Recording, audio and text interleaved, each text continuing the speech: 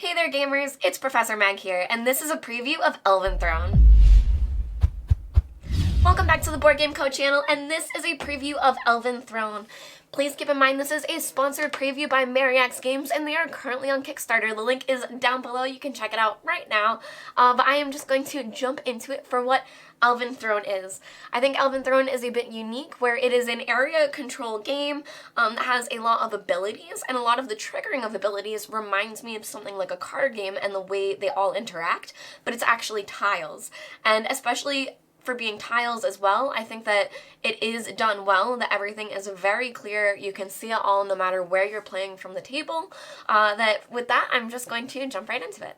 So as you can see, when you look at Elven Throne, there is a lot of tiles going on. Now, when you set up the game, there are a couple different things, but one thing to note is that they have a few different playable modes. There is a walkthrough mode that is a bit easier, where I'm going to be kind of going over a mix of the walkthrough mode and the final game. For example, when you do the walkthrough, you do have your house tiles, but you would play them face down to not be overwhelmed with too many abilities. However, I have them face up for us to be able to see what those abilities are. Now, it also has you do this general setup, but when you're playing in future games, you use tiles depending on the number of players that are playing, and you'll populate these different gray tiles onto the board. Now, when you start the game, players all start with the same things. There are 7 different houses in Elven Throne, and they all play very differently. So you can see I have the yellow house here and the blue house. It is House Serene and House Ravagorn, but there are quite a few other houses that I have spread out here for you to see.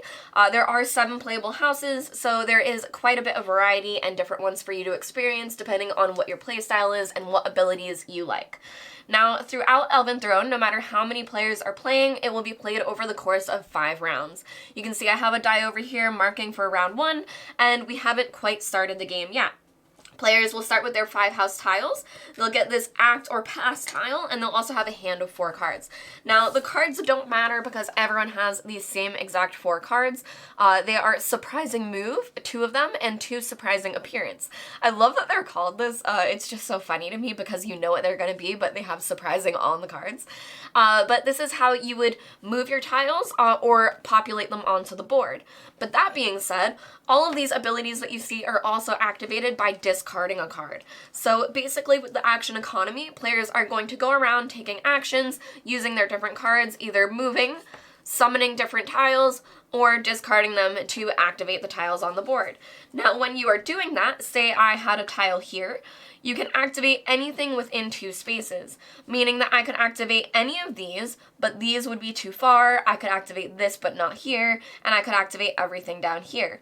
Now, that's something very important to note, because once you choose to activate the person, say I discard my card and I'm acting, then I have to ask everyone if they would like to counteract. You go around the table allowing people to do different counteractions. Now, their basic cards, of course, you know what they are, so they don't have cards that will counteract, but there are plenty of abilities around the board that they have access to because they're within 2 of them, and they have cards they can discard to activate those abilities.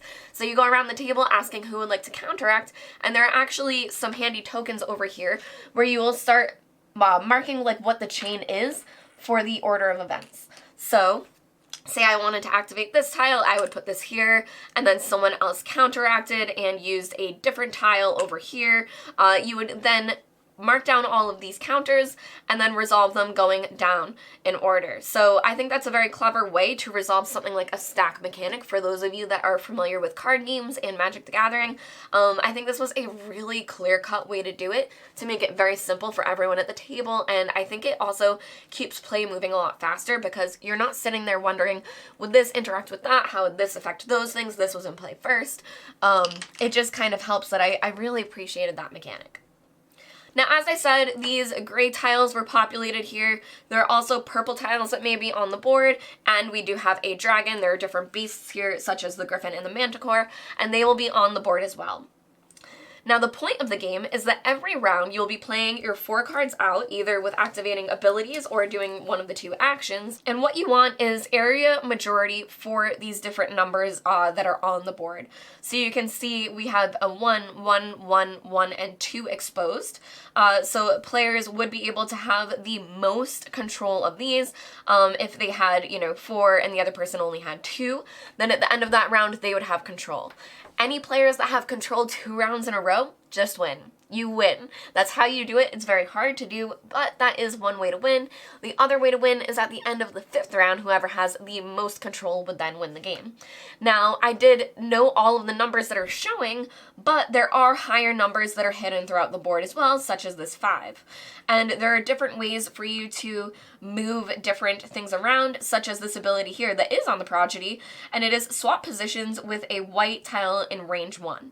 So there are different ways that you'll be maneuvering these tiles around the board, not just moving yourself, but affecting the board state itself, and you'll be using that to get the different points needed. One other thing to note, just to make sure nothing is too strong, is that you can only use one ability once per round, so there are these activation markers to show who has been activated, but of course you can only activate certain tiles so many times within the round. Now, the game is played in 3 phases. There is the action phase, which is what I just described, whereas the majority of the game will be taking place, and that's when you'll be playing most of your abilities. There's also a planning phase after that, where you're able to take certain actions, but they cannot be counteracted. That's why you would be waiting for the planning phase to take specific actions. You can only do certain things, but they can't be stopped, so it is a safer bet.